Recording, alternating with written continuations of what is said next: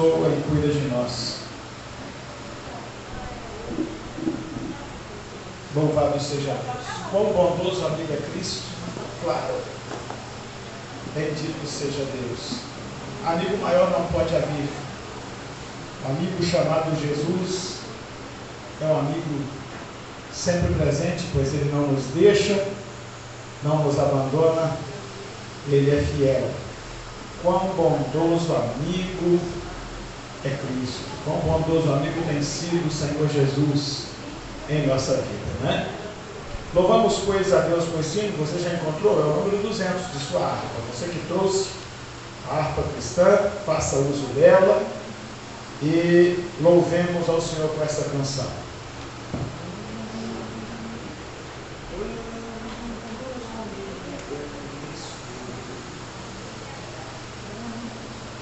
Quão bondoso amigo é Cristo, carregou com a nossa dor e nos manda que levemos os cuidados ao Senhor.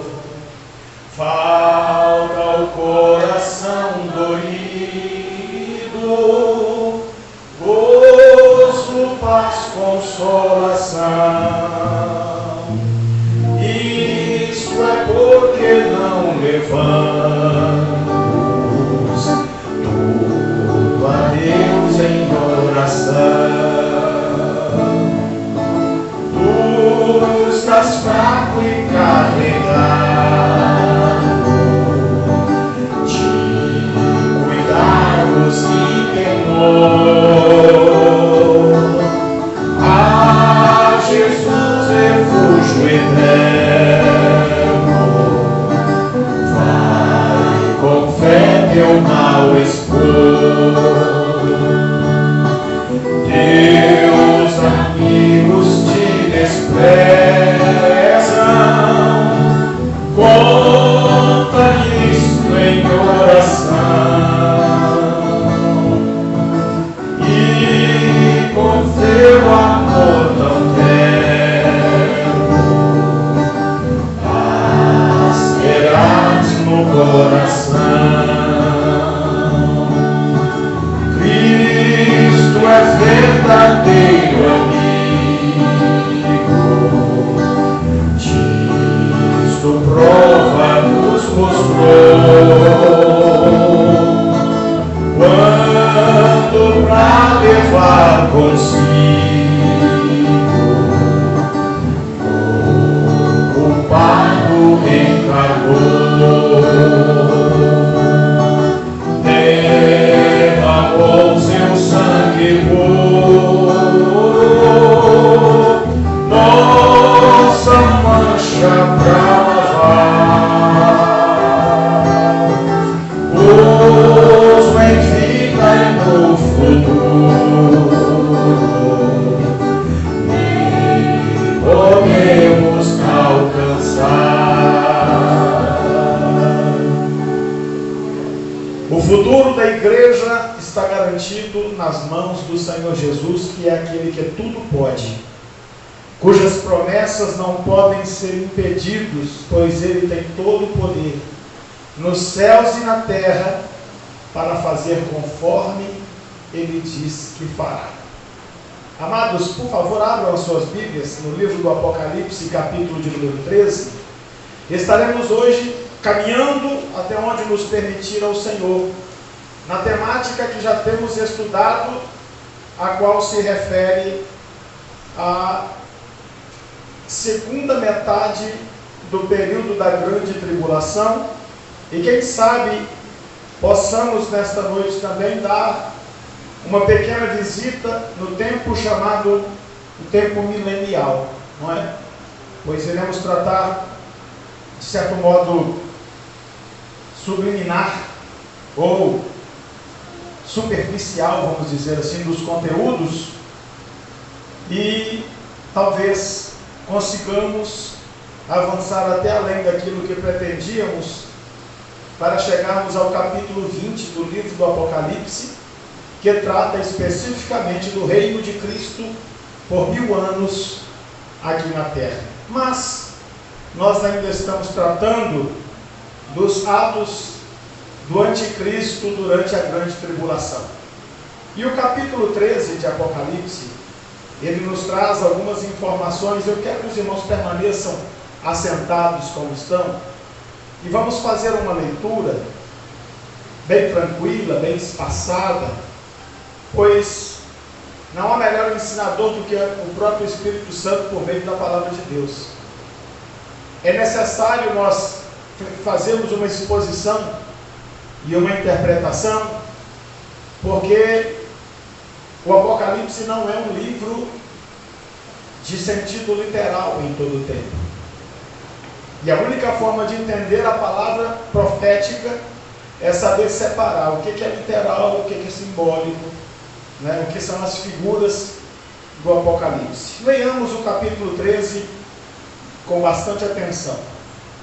Diz o Espírito Santo por meio de João: e eu pus-me sobre a areia do mar, e vi subir do mar uma besta que tinha 7 cabeças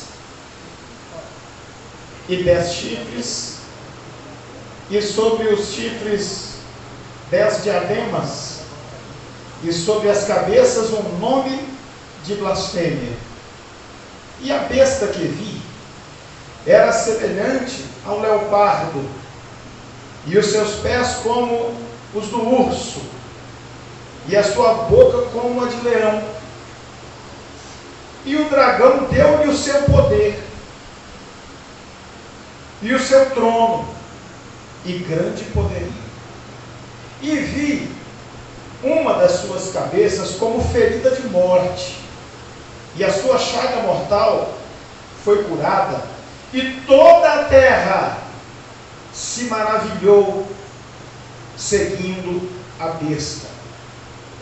E adoraram o dragão, que deu à besta o seu poder, e adoraram a besta, dizendo: quem é semelhante à besta? Quem poderá batalhar contra ela? E foi-lhe dada uma boca para proferir grandes coisas e blasfêmias. E deu-se-lhe poder para continuar por 42 meses. 42 meses. Depois vocês façam uma matemática simples aí, que vocês vão chegar a entender que 42 meses são exatamente 3 anos e meio. Daniel diz um tempo e tempos e metade de um tempo. 3 anos e meio. Um ano são 12 meses, 12, 12, 24, e 12, 36. E mais meio ano, 6 meses, 36. Mais 6, 42. Então, a manifestação do anticristo como de fato ele é, porque a besta aqui é o anticristo. O dragão aqui que entrega o poder a ele é o próprio Satanás. É isso que nós precisamos entender da linguagem profética. Porque nós não podemos entender como as crianças entendem.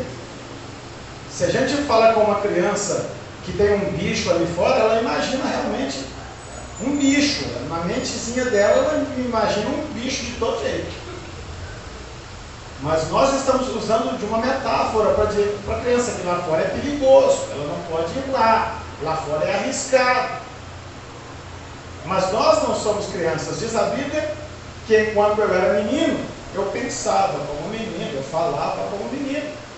E a Bíblia diz assim: mas vindo a ser homem, deixei as coisas de menino. Nós não podemos interpretar as coisas literalmente. Nós temos que entender o que o contexto está trazendo. A Bíblia diz que o anticristo é aqui chamado de a besta. A besta, a palavra besta é usada no sentido de monstro. E a revelação que se faz aqui é do caráter maligno, do caráter mau, ausente de compaixões e de misericórdias. É assim que o anticristo age. São 3 anos e meio apenas, irmãos. Dentro da linha do tempo da história da humanidade, 3 anos e meio não é nada. Mas 3 anos e meio passados, debaixo de um governo tirânico, que não vai ter nenhum tipo de controle. Nós não estaremos vivendo numa república. Nós, que eu digo a humanidade, né? A humanidade não estará vivendo numa república. A humanidade não estará vivendo numa monarquia parlamentarista. Não, é uma ditadura que se estabelece. É por isso que a igreja é contra ditaduras. É da natureza da igreja ser contra ditaduras. Porque o reinado do anticristo será uma ditadura. Ele determinará o que é certo e o que é errado. Ele determinará quem vive e quem morre. E ninguém mais. Não vai ter nem um Supremo Tribunal porqueira igual esse que tem no Brasil. Nem isso vai ter. É ele, e só ele, para decidir quem vive e quem morre. As nações terão seus governos.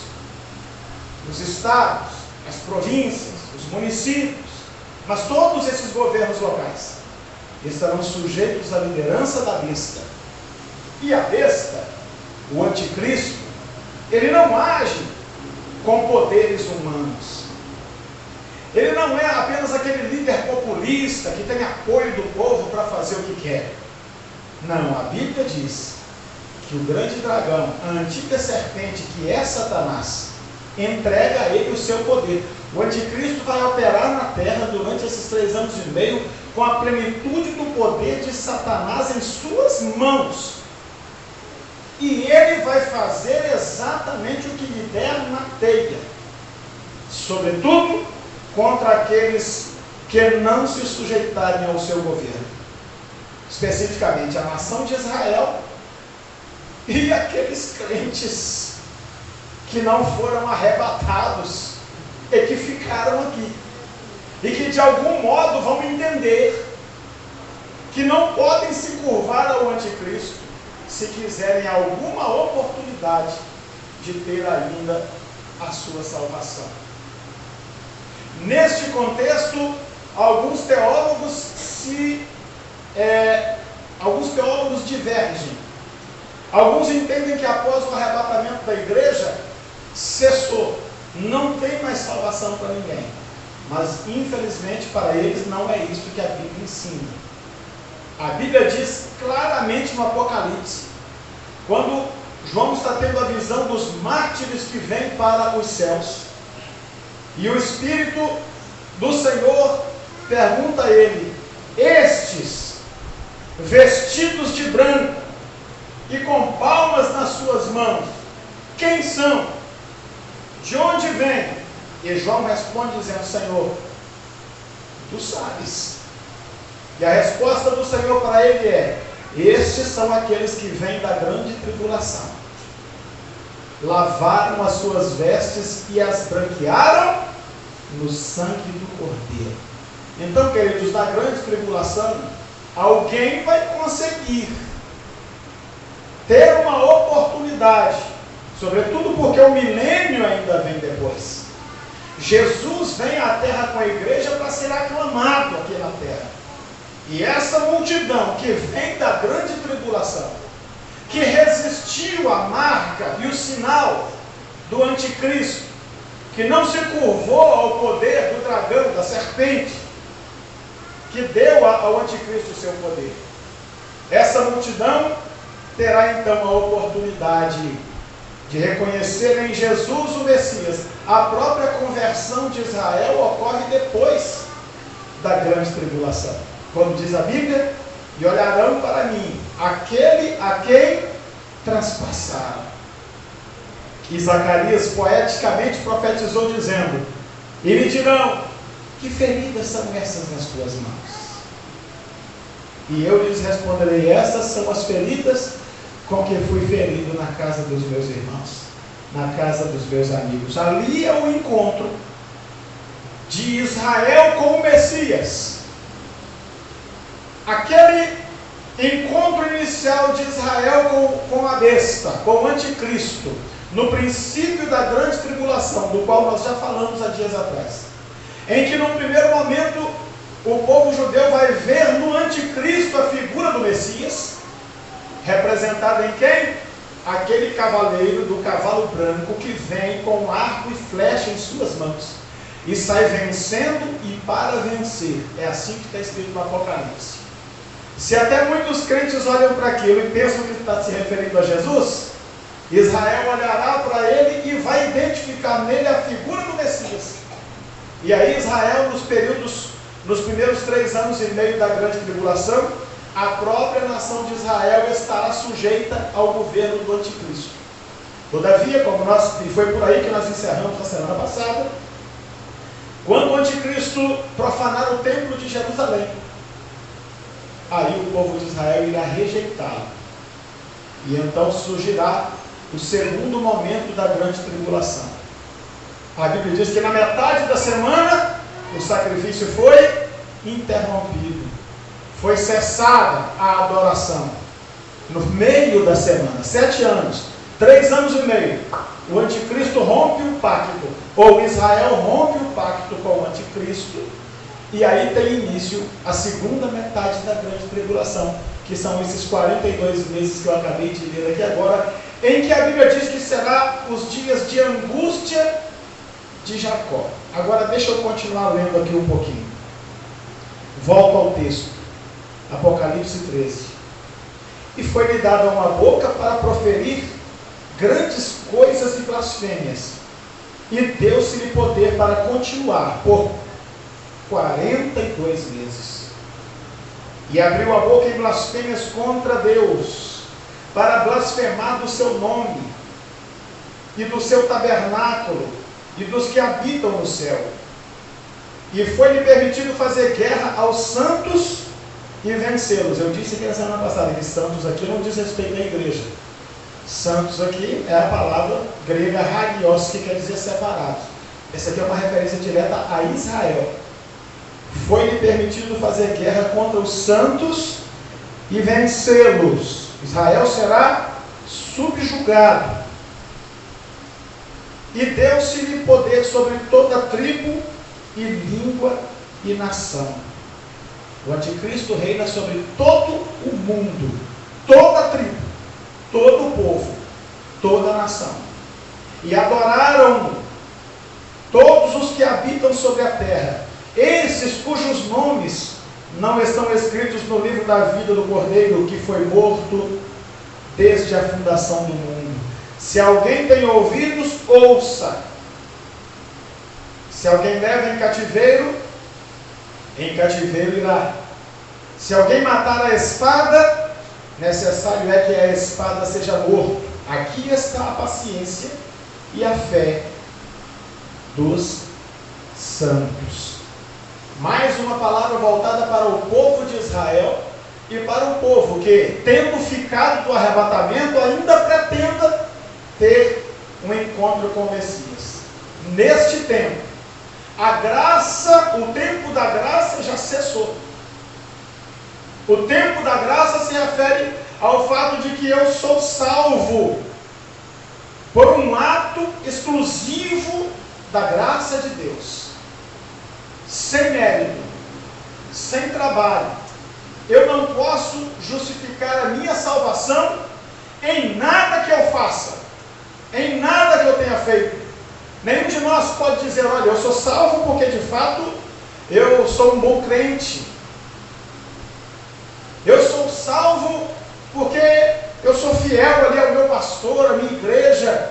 É por isso que o meu nome está escrito no livro da vida. Eu sou um bom pai, sou trabalhador, pago minhas contas. Não! A salvação é um ato da graça de Deus sem nenhuma participação humana. É nisso que cremos. E se alguma participação humana há, então graça não é graça. Nós usamos a expressão graça para se referir a algo que nós não pagamos. Não é? Alguém diz, olha, depois de tantos anos, o idoso já anda de ônibus de graça. O que está querendo dizer? Que ele não paga nada. Ele simplesmente chega e entra no ônibus. Graça é isso. E se qualquer outra coisa existir, então a graça não é graça. Assim também é a salvação. Nada pode ser acrescentado, pois se algo for acrescentado, a graça ela perde o seu efeito. Se a MOB disser assim, olha, o idoso pode andar de ônibus de graça, mas ele só pode andar de 8 da manhã às 10. Pronto, então já não é graça mais. Estabeleceu-se um outro critério, seja ele qual for. Né? A farmácia popular vai distribuir remédio de graça, mas para receber esse remédio tem que ter título de eleitor e o papelinho que prova que você votou na última eleição. Opa, então já não é graça mais. Assim também é a salvação, e é por isso que as heresias se multiplicam no mundo. A pessoa diz assim, olha, Jesus Cristo é o Salvador, e a graça de Deus nos salvou, mas você tem que guardar o sábado. Não é assim que funciona? Então graça já não é mais graça. Eu não sou salvo porque Jesus me lavou dos meus pecados, eu sou salvo porque eu guardo o sábado. Eu sou salvo por causa disso, ou por causa daquilo. Eu sou salvo porque na quaresma eu não como carne. Eu sou salvo porque eu rezo não sei quantos Pai Nosso, Ave Maria, e confesso o padre, ou o pastor, sei lá para quem. Então a graça deixa de ser graça. O verdadeiro salvo, ele precisa crer, pregar e estar convicto que a salvação dele não tem nada a ver com algo que a gente possa fazer. Paulo escreve sobre isso dizendo, não por causa de boas obras que houvéssemos feito, mas por sua grande misericórdia nos comprou, nos salvou, nos elegeu. É assim, é a graça de Deus. Mas o que esse texto diz aqui? Lá no período do anticristo, a vida do homem com Deus vai ser resultado disso aqui, ó. Se alguém leva em cativeiro irá. Se alguém mata a espada será morto. A ideia daqueles dias é, você pagará o preço das suas escolhas.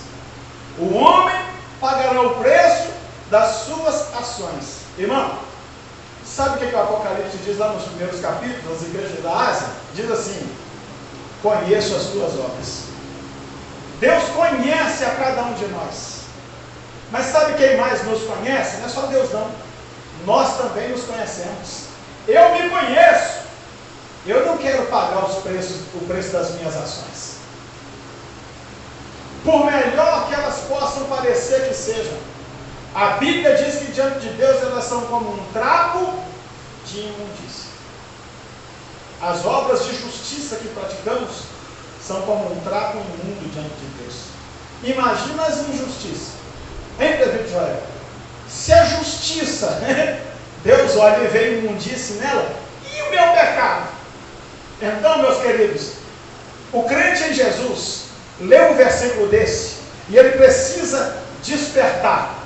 O jovem na igreja, o adolescente na igreja, ele precisa entender que isso aqui não é uma brincadeira. Salvação não é brincadeira. Vida com Deus não é brincadeira. Quem ficar nessa terra vai ter que encarar isso aqui. É 3 anos e meio de uma pessoa. O anticristo é uma pessoa, é um ser humano que vai estar operando nessa terra com todo o poder de Satanás em suas mãos. No período da grande tribulação, o espiritual e o material estarão operando juntos em uma pessoa, o anticristo. Amados, prestem atenção. Homens nessa terra já praticaram males terríveis, operando apenas com o poder das suas próprias mãos. Adolf Hitler, um ditador alemão, é responsável pela morte de mais de 6 milhões de judeus e de mais de 20 milhões de russos. Um homem. Alguém vai dizer, pastor, mas ele era possuído de demônio. Com certeza era, mas não como essa figura aqui. A Bíblia diz que o diabo não vai usar o anticristo? A Bíblia diz que o diabo vai entregar o poder dele. O texto diz que a besta se levantou do mar. Mar aqui refere-se a muitas águas, a povos, ou seja, a humanidade. O anticristo, ele surge do meio da humanidade, ele é uma pessoa, ele é um homem, ou uma mulher, ele é um ser humano. E a Bíblia diz então que Satanás vai entregar o poder nas mãos dele. Aqui é diferente, não se trata de uma influência, não se trata de uma possessão, se trata de alguém que recebeu o poder do inimigo e vai operar com esse poder diante da humanidade. Agora, se um Adolf Hitler, se um Mussolini, se um Mao Tse Tung,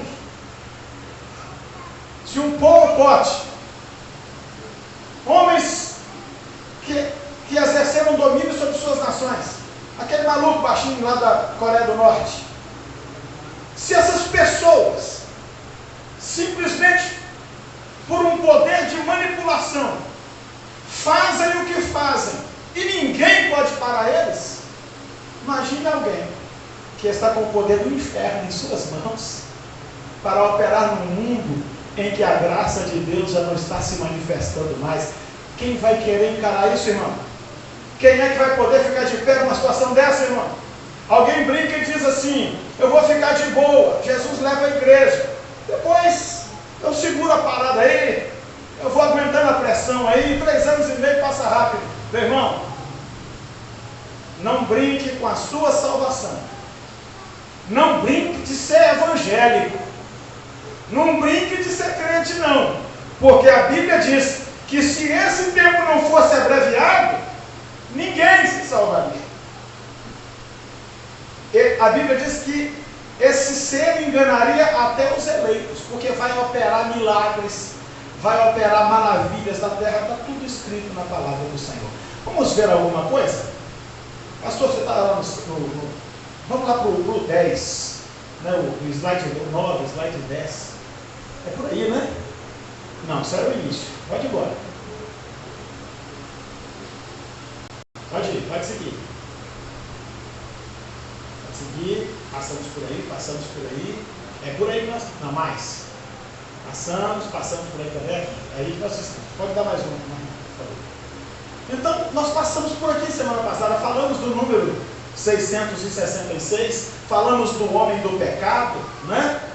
E aí falamos para os irmãos que existem inúmeras tentativas de se interpretar esse número, e na verdade é um mistério.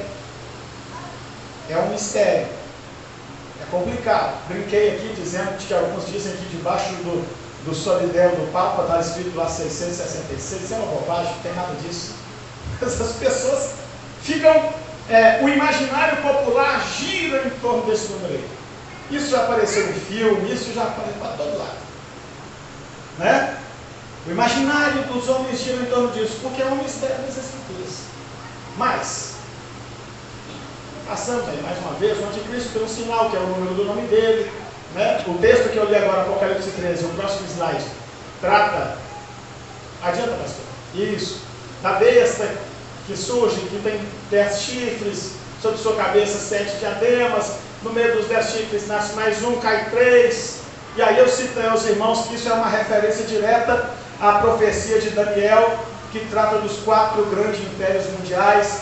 Falei com os irmãos que não daria para a gente entrar nisso aqui, até porque é muito complexo falar sobre cada aspecto profético e a relação entre Daniel e Apocalipse, quando fala dos impérios babilônico, medo-persa, grego e romano, né? É do Império Romano que surge, aliás, é do Império Grego que surge a figura da ponta pequena, né? Quando o imperador grego Alexandre Magno, ou Alexandre o Grande, ele morre, os seus 4 generais dividem o seu reino, e agora 4 novos reinos surgem, e no meio de um desses reinos surge o Império Romano. E nesse tempo surge um homem,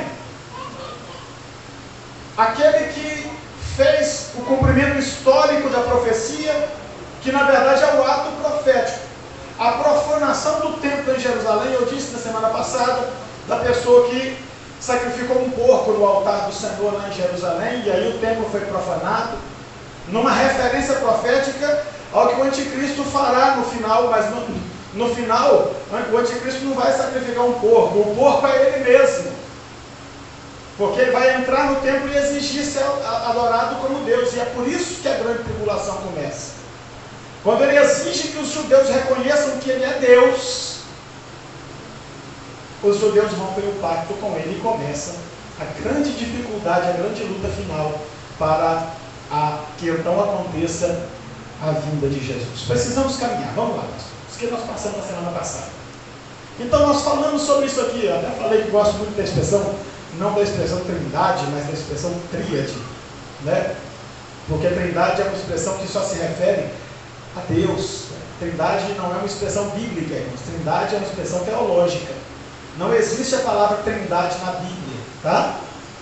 Inclusive algumas pessoas unicistas que combatem, dizem que a trindade é uma heresia, eles usam esse argumento, de que a palavra trindade não é bíblica, logo, trindade, o conceito de trindade é uma heresia. Quer dizer, na verdade, é uma grande imbecilidade esse argumento deles, porque livros da Bíblia, por exemplo, como o livro de Esther, né? No livro de Esther você lê do primeiro ao último versículo e você não vê a palavra Deus lá. E nem por isso o livro de Esther deixa de ser inspirado. O fato da palavra trindade não estar na Bíblia não tem nenhum problema. Trindade é um termo teológico que se criou para definir a natureza de Deus. Então, como trindade é um termo teológico que foi criado para se referir à natureza de Deus, eu acho que não fica legal usar a expressão trindade para o inimigo. Então, a ideia de tríade, né, é a presença de três seres para compor o poder. E a tríade satânica é justamente o dragão, que é Satanás, é uma das pessoas presentes nessa tríade. A besta, que é o anticristo, é a segunda pessoa dessa tríade. E o tal do falso profeta, né? Na descrição do capítulo 13 do Apocalipse que nós lemos, fala disso aqui, ó, que a besta, ela parece como um leopardo, ela tem tantas cabeças, né? Do outro lado nós temos Satanás, que não tem nem descrição para ele, a Bíblia o apresenta como um dragão, e nós temos também a figura do falso profeta, que na profecia é apresentado como aquele que tem a eloquência, ele é o porta-voz, ele é aquele que aponta para o anticristo e faz declarações a respeito dele para que o mundo o reconheça. Então o falso profeta é aquele que entrega, profeta é aquele que fala em lugar de outro. Aliás, a origem do significado da palavra profeta na língua grega é exatamente essa. É aquele que fala em lugar de Deus. É aquele que fala por Deus. É aquele que Deus fala através dele. Então, da mesma forma que nós temos aqui um falso Cristo, nós temos também um falso profeta que o apresenta para a humanidade. O texto diz que juntamente com o diabo e o anticristo eles compõem essa tríade que dominará o mundo após o arrebatamento da igreja do Senhor.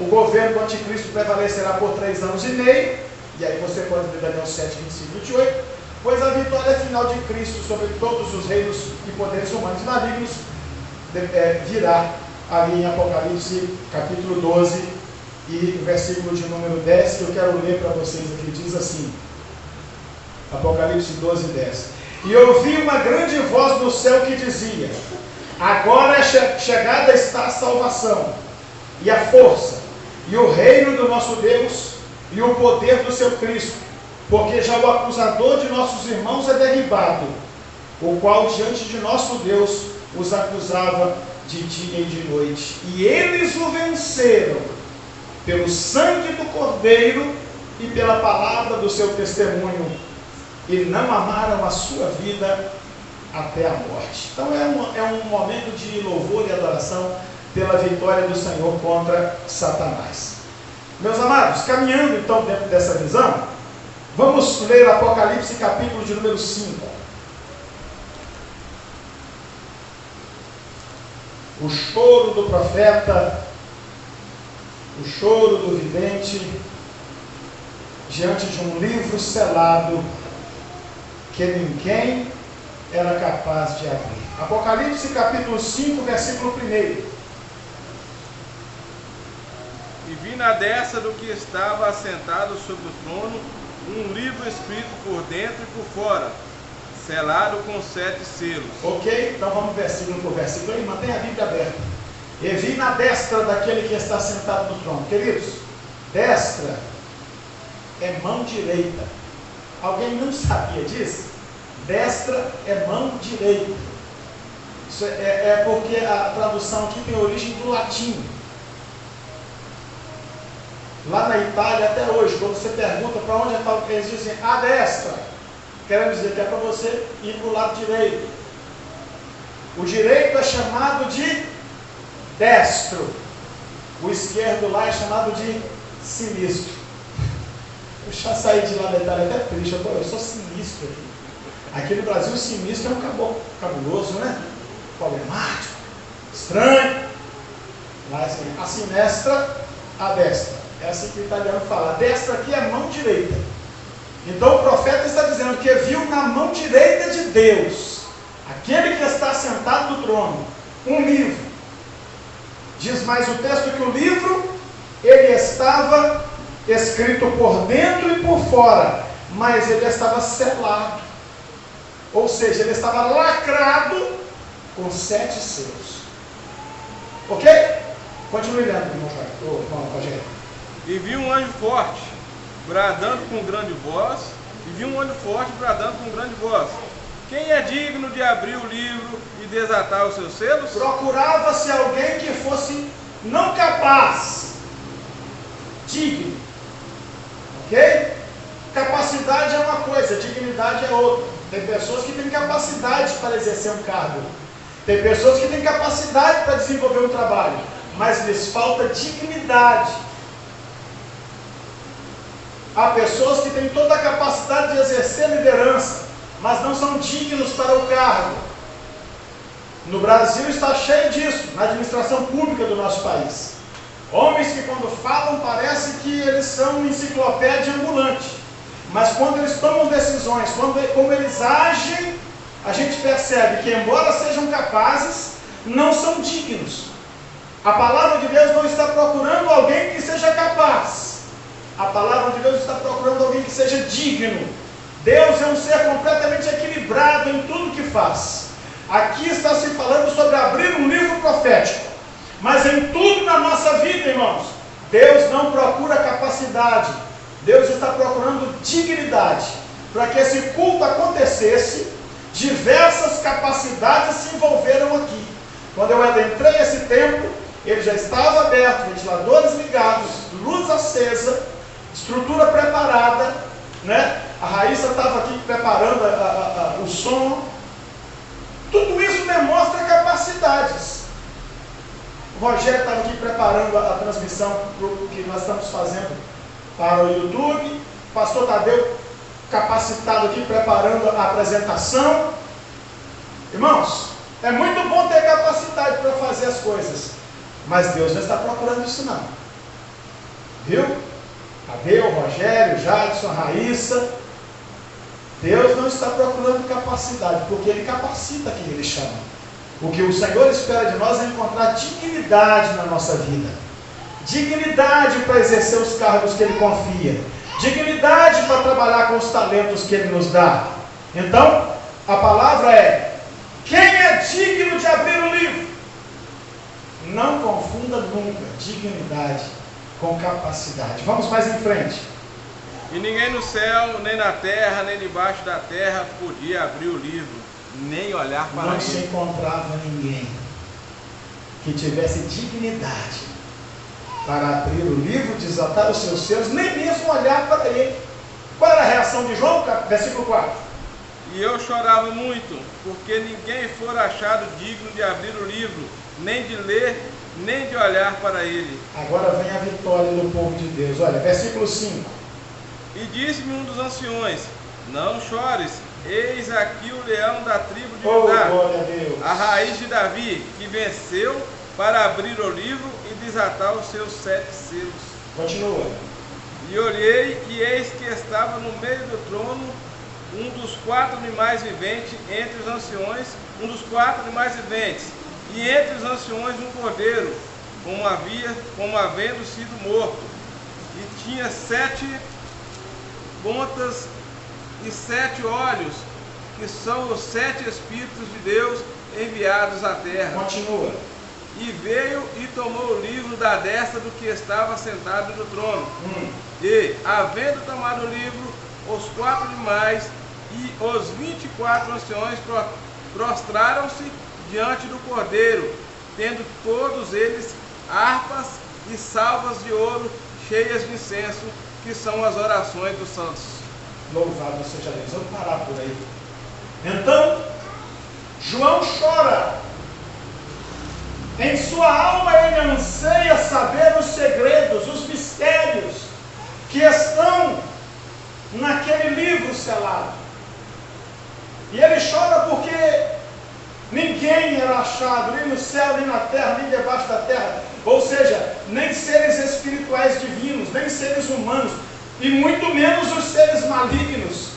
É essa a expressão, no céu, na terra e debaixo da terra. É isso que profeticamente quer dizer. Não havia ninguém que pudesse abrir os livros. Não havia ninguém que pudesse desatar os seus selos. Mas João recebe uma palavra de consolo. E a palavra é: não chores. Eis aqui o leão da tribo de Judá. Eis aqui o leão da tribo de Judá. Eis aqui alguém que é digno de abrir o livro, a raiz de Davi. Ele venceu, aleluia, para abrir o livro e para desatar os seus selos. Agora repare a diferença entre o versículo 5 e o versículo 6. No versículo 5, o Senhor diz a João: eis aqui o leão da tribo de Judá. Versículo 6: e olhei e eis um cordeiro. Deus diz: aqui o leão, mas ele olha e é um cordeiro. Um cordeiro com 7 pontas, ou seja, 7 chifres. 7, irmãos, é o número da plenitude de Deus. Nós costumamos dizer que na numerologia bíblica 7 é o número pleno, o número perfeito. Não quer dizer que exista um cordeiro de 7 chifres, uma ovelha, um carneiro, não. Aqui é uma visão. O que João está vendo é que Jesus Cristo é o ser que em si contempla toda a plenitude do poder e da graça divina. E nele há dignidade para abrir os livros, para desatar os selos, revelando à humanidade os propósitos de Deus para ela. E aí vem a indagação: o que havia nesse livro? E a cada selo que se abria, uma parte da justiça de Deus, do juízo de Deus, era manifesto sobre a terra. No capítulo 6, começa-se então a abrir os selos, e a cada selo que se abre, o Senhor revela um pouco daquilo que vem nos dias que nós chamamos de a grande tribulação, em que o juízo de Deus estará sendo realizado sobre os homens que habitam na face da terra. Capítulo 6, versículo 1.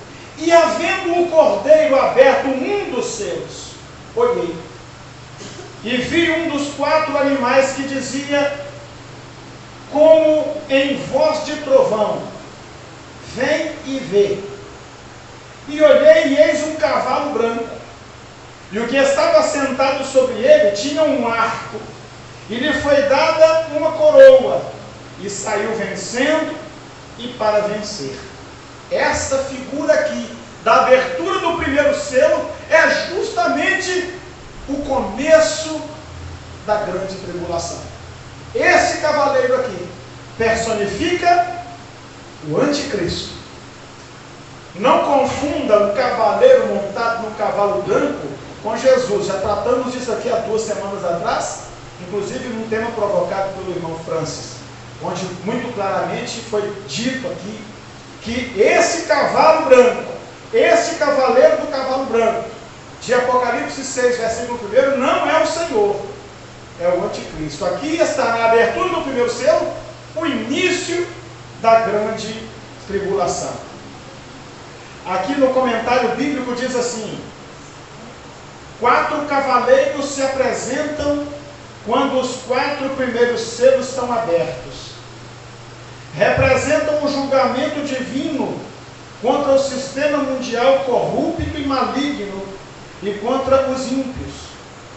Muitos intérpretes creem que o cavaleiro do cavalo branco é o anticristo. Então está dentro da nossa interpretação que estamos fazendo aqui com os irmãos. Mas então abre-se o segundo selo, versículo 3. E havendo aberto o segundo selo, ouvi o segundo animal dizendo: vem e vê. E saiu outro cavalo, vermelho, e ao que estava assentado sobre ele foi dado que tirasse a paz da terra, e que se matassem uns aos outros, e foi-lhe dada uma grande espada. O segundo cavalo é o cavalo vermelho. O que está assentado sobre ele tem o poder de estabelecer um tempo de morte nessa terra, um tempo de violência. Não tem autoridade, não tem justiça, não tem segurança pública, não tem estrutura alguma. É olho por olho, é dente por dente, é o caos, é a anarquia. É este o cenário que aguarda aqueles que vão permanecer nessa terra por ocasião da grande tribulação. Mas não para por aí. Outro selo será aberto. E a Bíblia diz no versículo 5: e havendo aberto o terceiro selo, ouvi o terceiro animal dizendo: vem e vê. E olhei, e eis um cavalo preto, e o que sobre ele estava sentado tinha uma balança na mão. E ouvi uma voz no meio dos 4 animais que dizia: uma medida de trigo por um dinheiro. Aqui a palavra grega é denário, ou seja, o trabalho de um dia de um trabalhador. Uma medida de trigo por um dinheiro, e 3 medidas de cevadas por um dinheiro, e não danifiqueis o azeite e o vinho. Aqui, o cavaleiro preto é aquele que representa a fome. Aleluia! O tempo do anticristo será um tempo de grande escassez. Quando se fala de uma medida de trigo por um denário, 3 medidas de cevada por um denário, se fala de uma grande e grave crise econômica mundial, em que as pessoas não terão condições de comprar aquilo que é necessário para que elas se sustentem, em que o mundo não estará mais produzindo, a terra não estará mais produzindo alimentos na medida necessária para alimentar os seres humanos.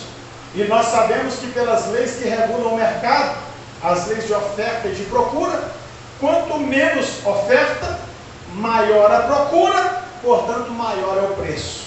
Quanto maior é a safra, maior é a disponibilidade. Então o preço cai. Durante o período da grande tribulação, as pessoas literalmente irão morrer de fome.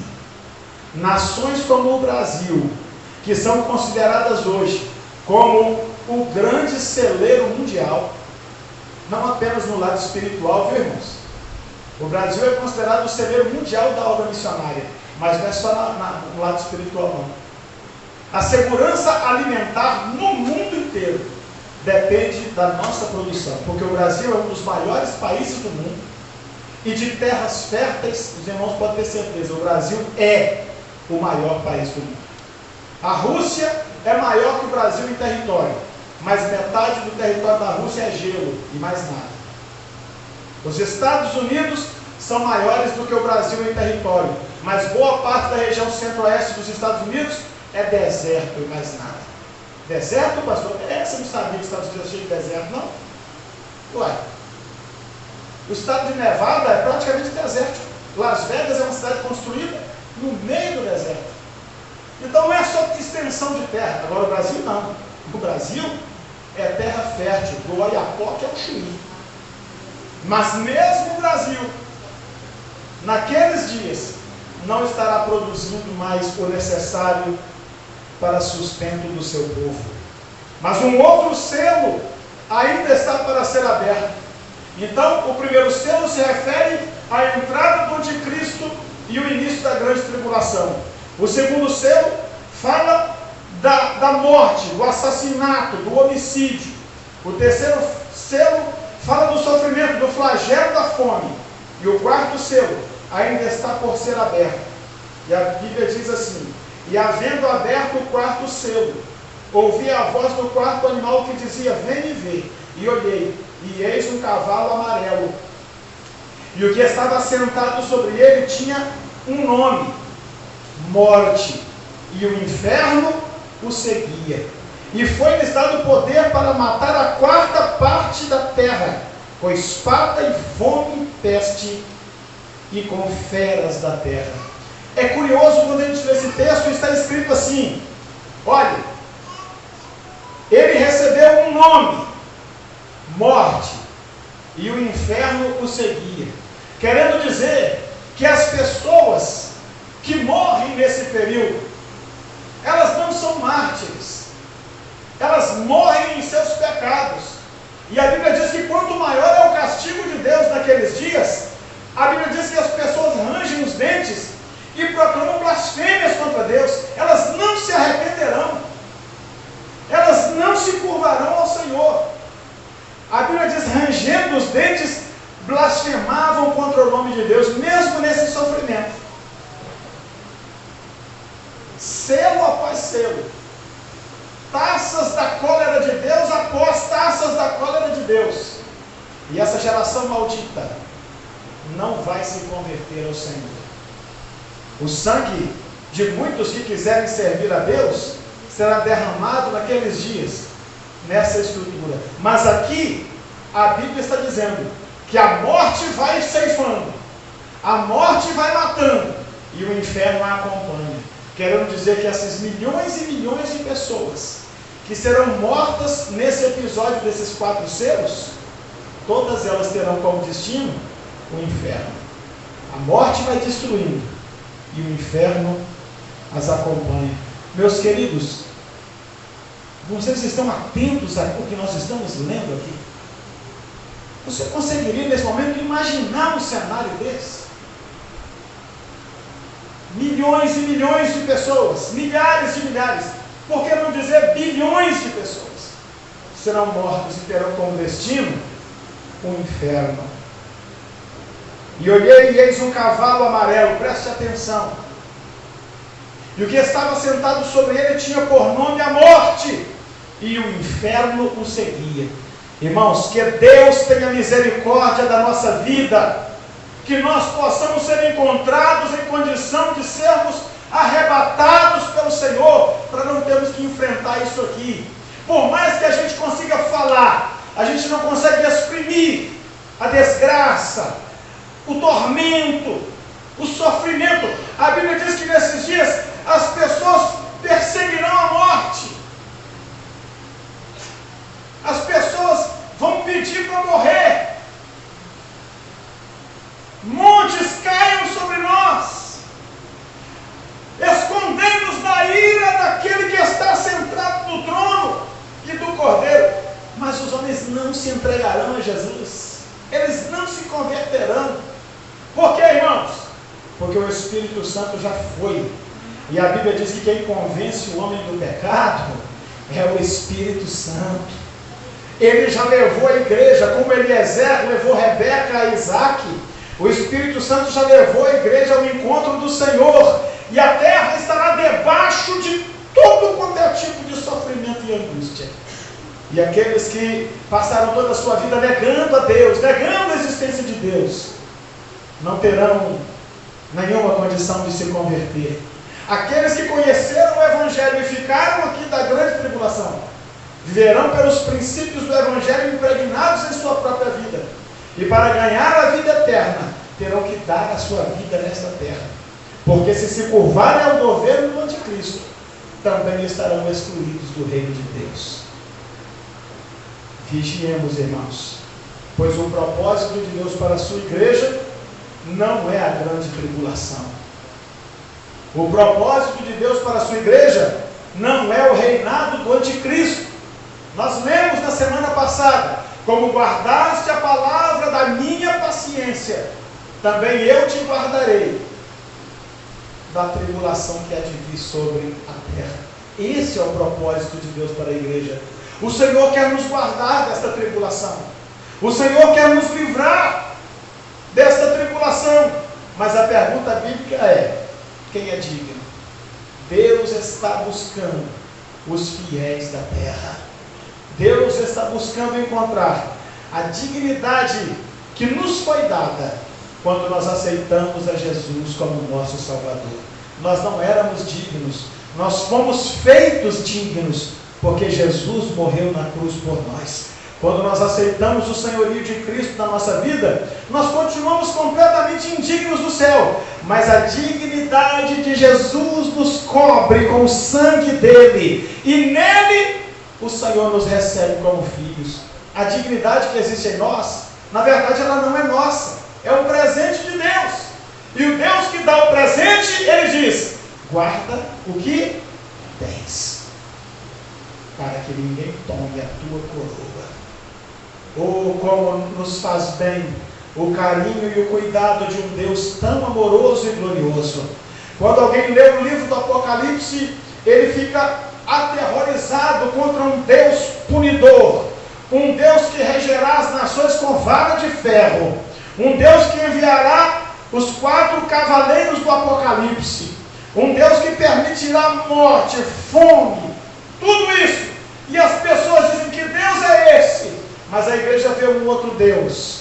A igreja vê o Deus de Pai de Cristo Jesus, que quando nós estávamos mortos nos nossos pecados e destinados a esse sofrimento aqui, ele morreu por nós na cruz, nos dando a oportunidade de sairmos da ira vindoura. A primeira mensagem de João Batista era essa: que as pessoas se arrependessem, que se convertessem e que escapassem da ira que estava por vir. Não há maldade, malignidade, falta de misericórdia em Deus, de maneira nenhuma. O fato é que o ser humano, inclusive muitos que se dizem crentes, desprezam o favor amoroso de Deus e preferem viver uma vida dupla, uma vida de pecado, uma vida de vaidades, uma vida de ganâncias. Eu fui procurado por alguém que queria se juntar a nós, e essa pessoa me procurou e conversou comigo por algumas vezes e disse da sua trajetória, que estava em determinado lugar, que ali realizava determinado trabalho e era recompensado financeiramente de tal maneira, mas houve uns desarranjos lá e ele gostaria de ser recebido aqui. E eu disse a ele: olha, meu irmão, a porta da igreja está aberta e a casa de Deus, ela não pode rejeitar ninguém, mas quanto a salário, eu não posso lhe fazer promessa nenhuma, porque os 8 pastores desse campo e todos os pastores auxiliares, todos eles são voluntários, eles não recebem dinheiro para servir a Deus e cuidar da igreja. Então eu não posso te oferecer recompensa financeira nenhuma, porque todos nós aqui trabalhamos voluntariamente. E mais, a igreja te recebe como nosso irmão, como servo de Deus, mas quem recebe pastor é ministério. Eu não posso te receber aqui como pastor, eu estou sujeito a um ministério ao qual eu faço parte. Se essas 2 condições servirem para o irmão será muito bem-vindo entre nós. Sabe o que aconteceu? Nunca mais falou nada comigo, porque muitos estão nessa obra querendo saber o quanto eu posso ganhar. Deus está procurando dignidade. A dignidade que nos foi dada quando fomos cobertos pelo sangue de Jesus. Aleluia! A ira vindoura da qual nós escapamos é uma obra da graça de Deus, para a qual nós precisamos atentar com muita gratidão. E esse trabalho que fazemos na obra de Deus, irmão, na verdade não é nada. Nada. Nada, nada. comparado ao que Deus fez por nós. Mas voltando ao tema, os selos vão sendo abertos. 4 selos já se abriram. Agora abre-se o 5º selo. E João vê debaixo do altar as almas dos que foram mortos, por amor da palavra de Deus e por amor do testemunho que deram. João contempla os mártires, aqueles que morreram pelo testemunho de serem crentes. Aqui outra vez alguns teólogos dizem que isso se refere aos mártires de todo o tempo. Outros teólogos se referem aos mártires apenas do período da grande tribulação. Pastor, qual é a sua convicção? A minha convicção é que os mártires que João vê debaixo do trono de Deus são os mártires que durante a grande tribulação terão as suas vidas ceifadas por causa do seu testemunho de Jesus. Estes, João os contempla quando o 5º selo é aberto. E ali eles estão aguardando. E ali eles estão esperando. E o versículo 10 diz que eles estão clamando com grande voz. E dizendo: até quando, ó verdadeiro e santo dominador, não julgas e vingas o nosso sangue dos que habitam sobre a terra? E a cada um foi dada uma comprida veste branca, e foi-lhes dito que repousassem ainda um pouco de tempo, até que também se completasse o número de seus conservos e seus irmãos, que haviam de ser mortos, como eles também foram. Está vendo? É por isso que na minha convicção, aqui se refere aos mártires da grande tribulação. A Bíblia não diz até que se complete o tempo e o número dos que devem morrer. Não. A Bíblia diz que eles deveriam aguardar até que se completasse o número dos conservos, dos irmãos que haviam de ser mortos como eles foram. Ou seja, dentro da mesma circunstância, da mesma realidade. O que João vê é que durante a grande tribulação, muitos serão martirizados, porque vão ficar firmes e resistir ao governo do anticristo. Todos aqueles que por Cristo Jesus derem a sua vida durante o governo do anticristo, a Bíblia diz que eles são mártires. Mártir é aquele que dá a sua vida por uma causa. Tiradentes é o mártir da Inconfidência Mineira, da independência do Brasil, porque ele deu a sua vida pela causa que ele defendia. Na fé, mártir é todo aquele que morre por não negar o nome do Senhor. E esses mártires estarão diante de Deus, aguardando que o tempo da grande tribulação se cumpra.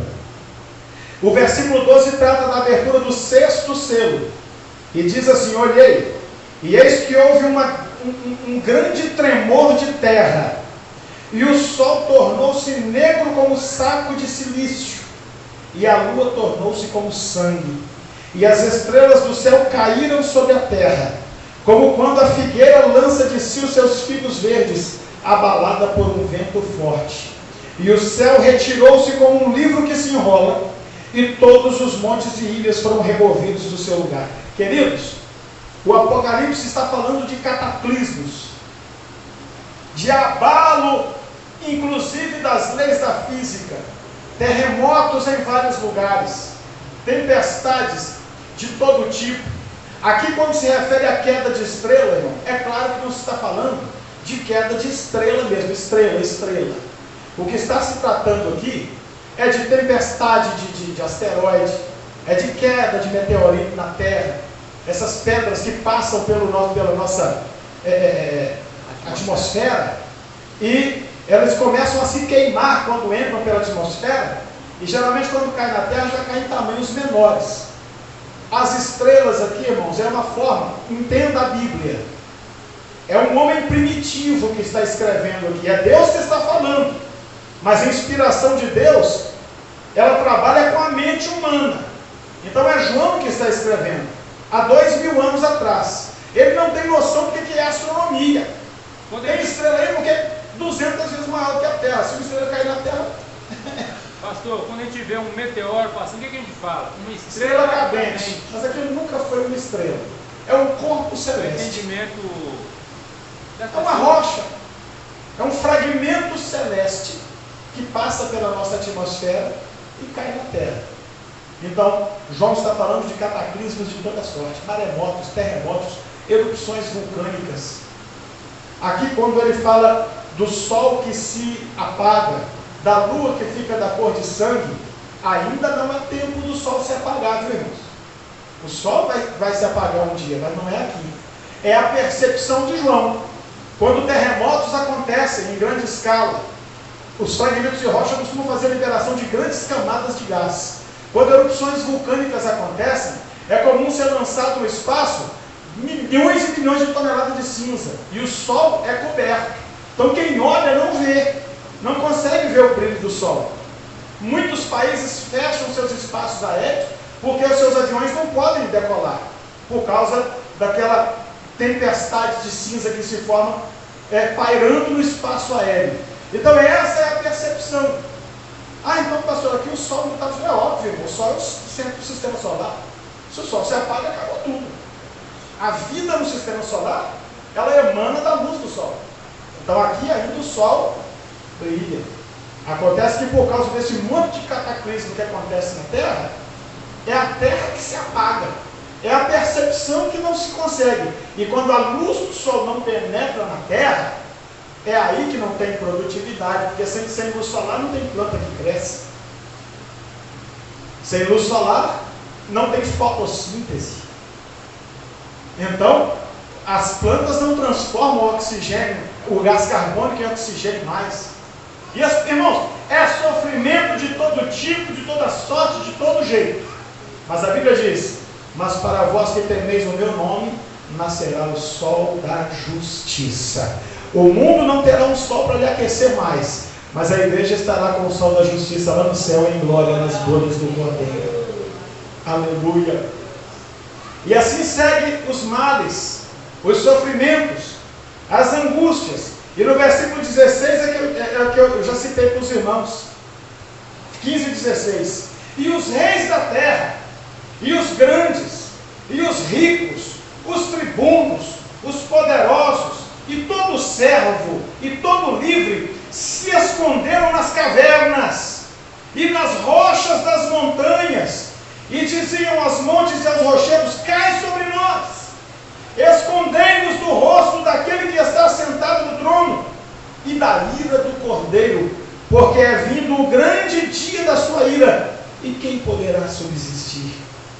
Em vez das pessoas correrem para Deus, elas querem se esconder de Deus. Vejam o papel do Espírito Santo na vida do ser humano. E tem muito crente que despreza o agir do Espírito Santo. Mas não é pouco não, irmão, é muito. Muito. Como é que eu desprezo o agir do Espírito Santo? Você despreza o agir do Espírito Santo quando você não busca a presença de Deus, quando você não deseja o batismo com o Espírito Santo, quando você brinca com a sua santidade, quando você comunga com o pecado como algo normal. Mas sem o Espírito Santo, o homem se esconde de Deus, o homem tem medo de Deus, o homem não se relaciona com Deus. O Espírito Santo é um mecanismo, um meio, o canal através do qual o Senhor se comunica conosco e nós com Ele. Tenha zelo pela presença do Espírito Santo na tua vida, meu irmão, porque ao contrário destes, a palavra é: rochas, montes, caiam sobre nós e nos escondam da ira do Todo-Poderoso. Aqui tem alguns slides, pode adiantar aí, pastor, nós já estamos encerrando, que vão retratar exatamente aquilo que nós estamos dizendo. Aí já passamos pelos cavaleiros, os cavalos, né, o quinto selo, o sexto e o sétimo selo, o juízo de Deus sobre o mundo. Em síntese do que nós estamos falando aqui, alguém pensa assim: tá bom, pastor, o anticristo então ele vai operar pelo poder de Satanás, né? Sim, ele vai agir na terra como se fosse o próprio Satanás. Exatamente, mas ele estará cumprindo o juízo de Deus. é na permissão de Deus. O anticristo, ele não reina na terra numa ideia de assim, Deus deve estar se preparando lá no céu, Deus deve estar fazendo um treinamento, está rotando dele lá, Deus deve estar preparando. Não. Deus permite, Deus autoriza, porque através desse mal, Deus está cumprindo tudo aquilo que eu disse aqui no estudo de hoje. O juízo de Deus está sendo cumprido sobre o mundo. Não se sabe quantos morrerão nesse evento. Quando o 7º selo for aberto, o mundo já estará na segunda metade da grande tribulação. 7 anjos tocarão 7 trombetas. São mais 7 acontecimentos terríveis que cairão sobre a terra. E aí, eu não vou ler aqui como li os 7 selos, mas você é convidado como dever de casa. Chega em casa, abre o Apocalipse e lê o capítulo 8, 9, 10 e 11. Os capítulos de 8 a 11 do Apocalipse vão te mostrar que a cada trombeta que é tocada, a ira de Deus se abate sobre os seres da terra.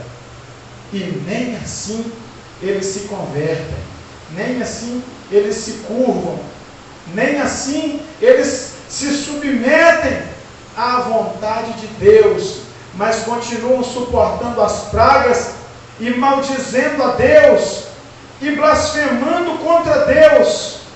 E o tempo deles está sendo contado. Adianta mais um slide, pastor, para a gente caminhar para o final.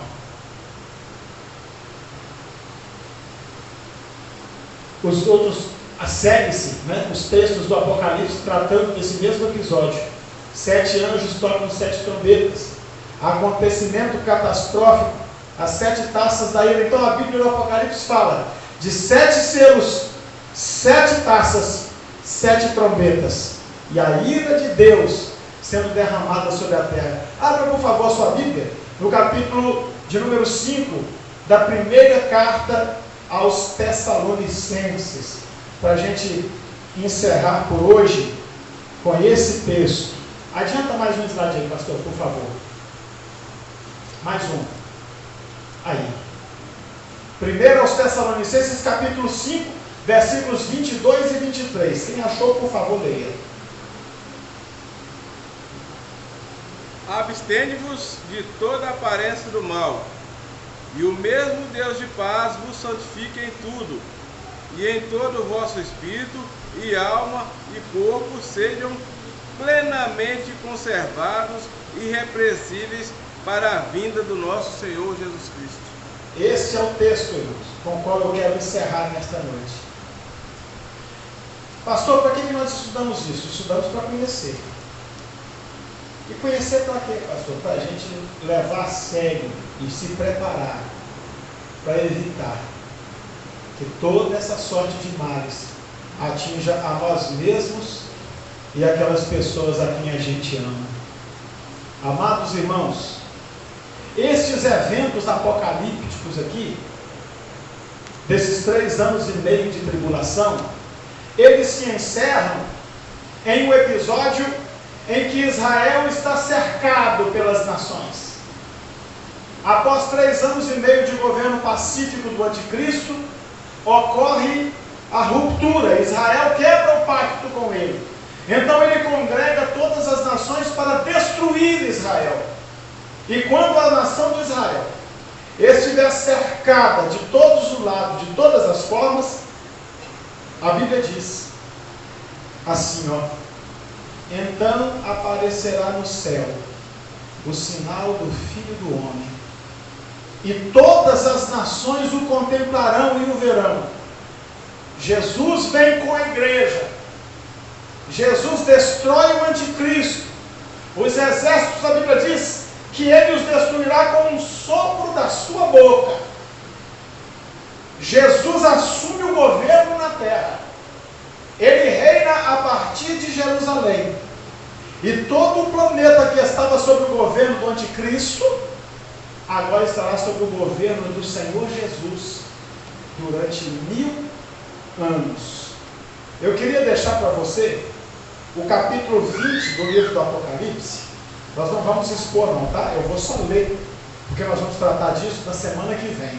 Na semana que vem nós iremos falar sobre o milênio, que é esse tempo que começa logo que o anticristo é derrotado, logo que Satanás é preso, logo que esse tempo da grande tribulação acaba. Apocalipse capítulo 20. Acabou a grande tribulação, diz assim a Bíblia: e vi descer do céu um anjo que tinha a chave do abismo e uma grande cadeia na sua mão. Ele prendeu o dragão, a antiga serpente, que é o diabo e Satanás, e o amarrou por 1000 anos. Lançou-o no abismo, e ali o encerrou, e pôs um selo sobre ele, para que não mais engane as nações, até que se cumpram os 1000 anos. E depois importa que seja solto por um tempo, por um pouco de tempo. Vou parar por aqui. 1000 anos é citado aqui 2 vezes. São 2 referências ao episódio que nós chamamos de milênio. O milênio começa com o final da grande tribulação. Jesus vem com a igreja arrebatada. Jesus vem com os seus santos em glória. Todo olho o verá, todo joelho se dobrará, e toda língua confessará que Jesus Cristo é o Senhor, para a glória de Deus o Pai.